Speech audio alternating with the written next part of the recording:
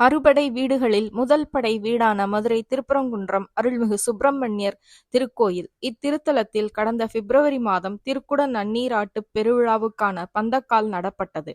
ஜூலை 14ஆம் தேதி திங்கட்கிழமை காலை 5:25 மணி முதல் காலை 6:10 மணிக்குள் திருக்குட நன்னீராட்டு விழா நடைபெறுகிறது. இதற்காக மதுரை மீனாட்சி அம்மன் கோவிலில் இருந்து முருகப்பெருமானின் தாயார் மதுரை மீனாட்சியும் தந்தை சொக்கநாதர் இருவரும் 13ஆம் தேதி இரவே திருப்பரங்குன்றம் வர மறுநாள் காலை முதல் மாலை வரை மதுரை மீனாட்சி அம்மன் கோவில் நடை சாத்தப்பட்டு இருக்கும்.